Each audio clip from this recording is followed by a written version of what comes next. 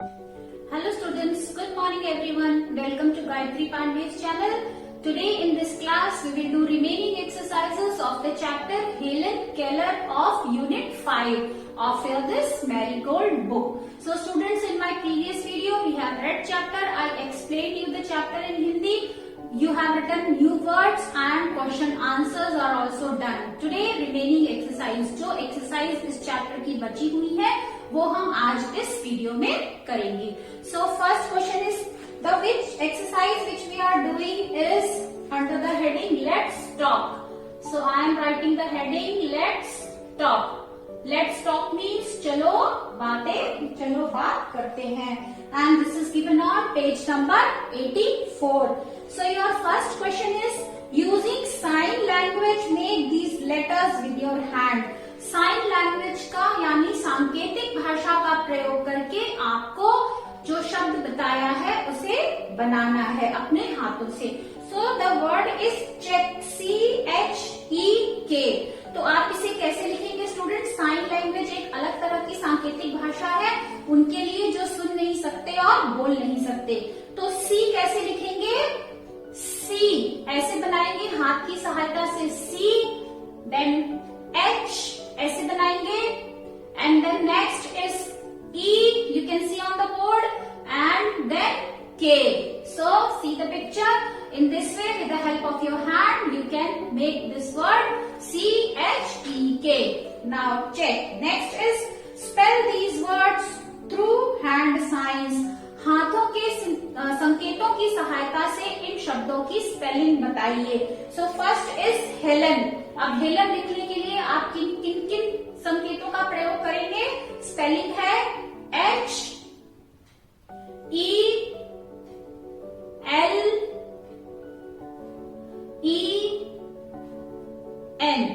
क्या बन गया? हेलन. तो इन संकेतों की सहायता से हेलन आप लिख सकते हैं. देन वॉज, स्पेलिंग क्या है?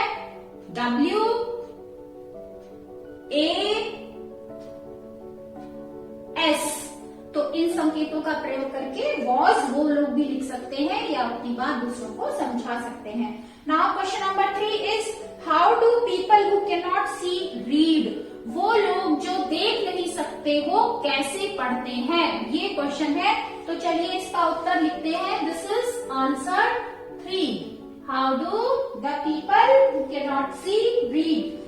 Now answer is people means log who cannot see. लोग जो देख नहीं सकते. People who cannot see. लोग जो देख नहीं सकते. कॉमा लगाएंगे. रीड कैसे करते हैं? With the help of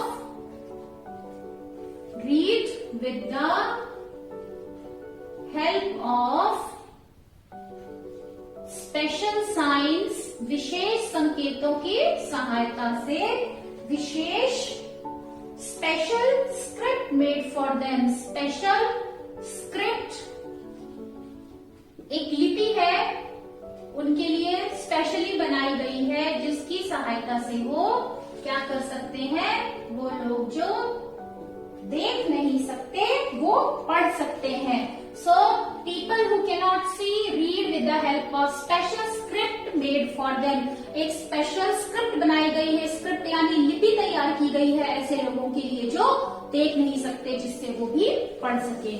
अब नेक्स्ट क्वेश्चन इज अगला प्रश्न है What is the script for children who cannot see called? उस स्क्रिप्ट को, उस लिपि को क्या कहते हैं जो उन बच्चों के लिए बनी है जो देख नहीं सकते? So answer you will write Braille. That is Braille script. Braille लिपि कहते हैं उसे जो उनके लिए बनी है जो देख नहीं सकते. How do you think you can help children who cannot see. आपको क्या लगता है कि वो बच्चे जो देख नहीं सकते आप उनकी मदद कैसे कर सकते हैं? So students, it's my own observation. कुछ और आपके दिमाग में आए आप वो भी लिख सकते हैं. वो बच्चे जो देख नहीं सकते वो शायद जरूर अकेलापन महसूस करते होंगे. तो आप उनके साथ कुछ समय बिता करके आप क्या कर सकते हो? उनको कुछ देर के लिए खुश कर सकते हो. So you can right. So answer 5. We can help children who cannot see. We can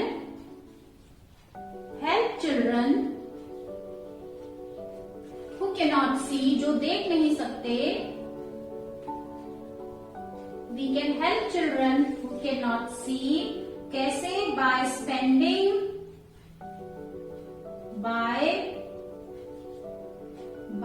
spending some time with them. By spending some time with them.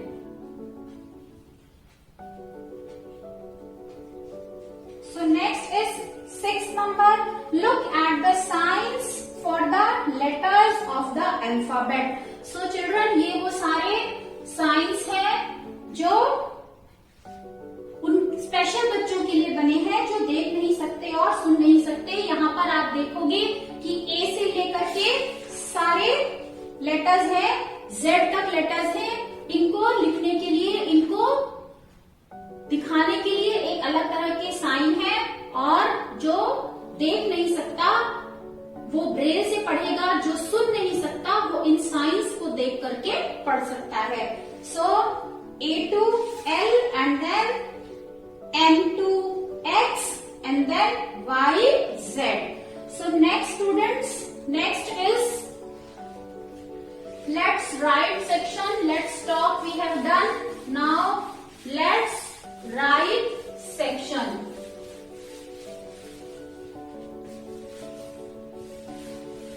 Let's write means चलो लिखते हैं। Let's write, चलो लिखते हैं। So match the two parts of sentences. एक sentence के दो part दिए गए हैं, एक कॉलम A में और दूसरा कॉलम B में।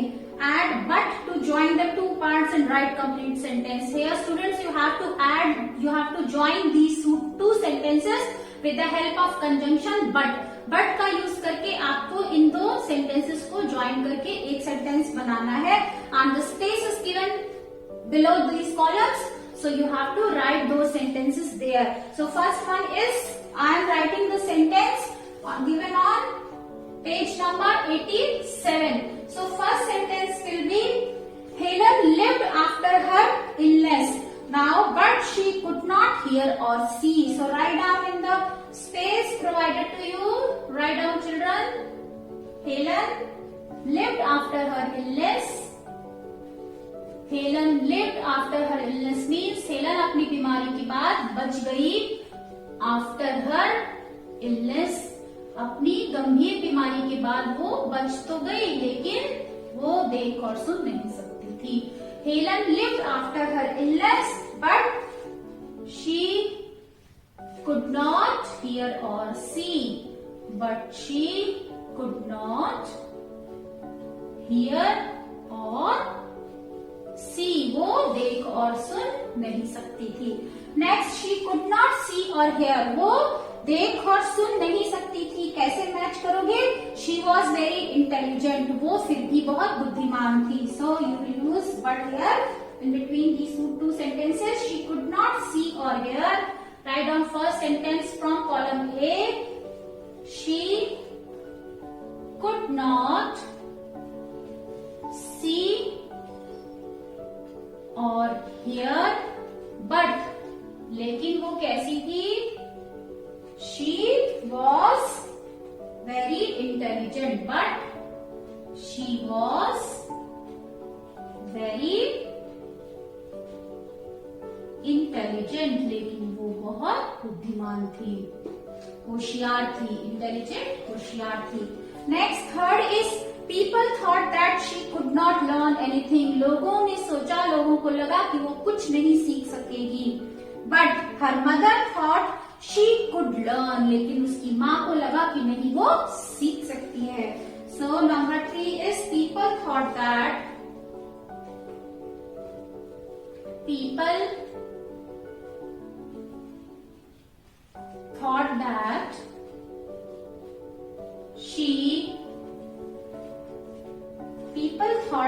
she could not learn anything, that she could not learn anything. वो कुछ नहीं सीख सकेगी। could not learn anything.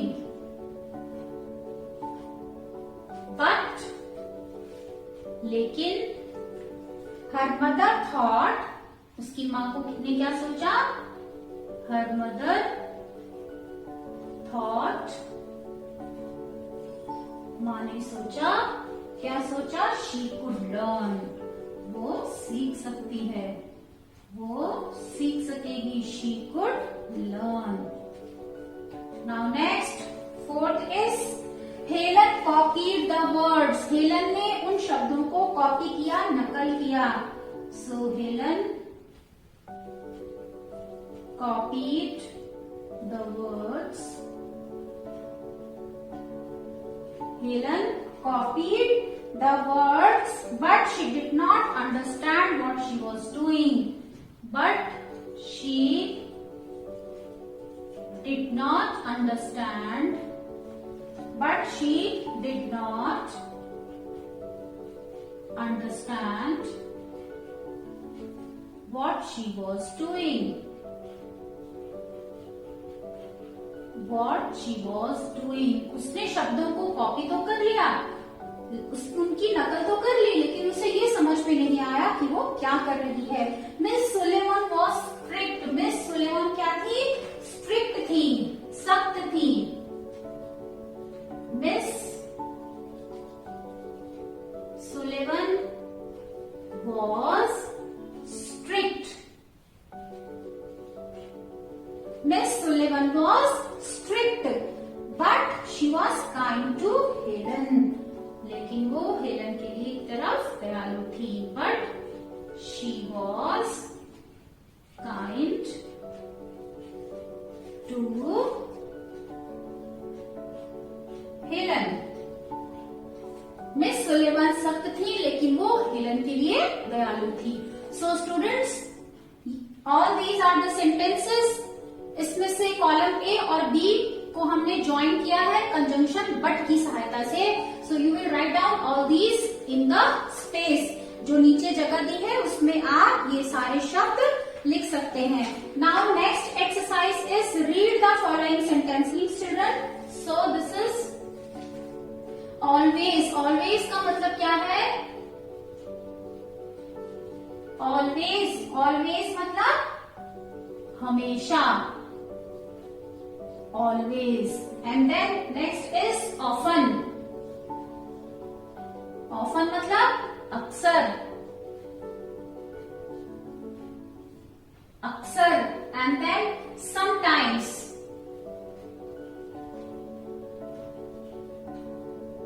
Sometimes, sometimes का मतलब कभी कभी।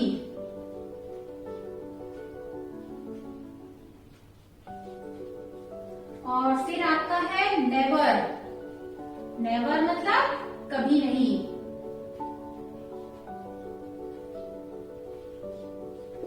कभी नहीं। सो स्टूडेंट्स, ये वर्ड्स हैं जो हाईलाइट किए हुए हैं सेंटेंस में पेज नंबर 88 में। Now let's do the exercise. How often do you? आप कितनी बार ये चीजें करते हैं? फर्स्ट इज ओबे योर पेरेंट्स। आप अपने पेरेंट्स को कितनी बार ओबे करते हैं? सो ए कितनी बार ओबे करते हैं? हमेशा। सो आप कहाँ टिक करेंगे? Tick on this column. Always के नीचे टिक करिए। Visit your grand parents. Grand parents के पास आप कितनी बार जाते हैं? So sometimes you can write always, और whatever you do you can write. Then C हो गया, फाइट विद योर ब्रदर और सिस्टर। अपने भाई बहनों से लड़ाई करते हैं। तो अगर आप अच्छे बच्चे हैं तो आप क्या करते हैं? कभी नहीं करते हैं भाई बहनों से लड़ाई, कभी नहीं करते हैं। Then D is help others. दूसरों की सहायता करते हैं। So as I said you all are good children, so always हमेशा दूसरों की सहायता करते हैं। And then throw waste in the dustbin. Waste को यानी कूड़े को डस्टबिन में फेंकते हैं। तो कब फेंकते हैं? ऑलवेज, हमेशा आप डस्टबिन में ही कूड़े को फेंकते हैं। ओके, या ऐसा ही करना चाहिए। Switch off the lights when you go out of the room. अपने कमरे से जब आप बाहर जाते हैं तो कमरे की लाइट और पंखा बंद कर देते हैं। तो I think you all are obedient children, so always you do this act. G, leave the tap on while brushing your teeth. जब आप ब्रश कर रहे हैं सुबह उतनी देर नल खुला रखते हैं। Never, students, this is wastage of water. And water is very precious, water पानी बहुत बहुमूल्य है, तो ऐसा हमें कभी नहीं करना चाहिए, never. And then H, tear pages from your notebook, अपनी नोटबुक से पेज फाड़ते हैं, कभी नहीं, never. So students, this we have filled. I have written meaning also of these words and these are the columns where you will tick.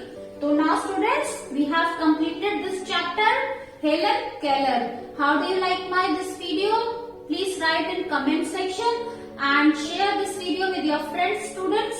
So that's all for today. Bye bye. Have a good day.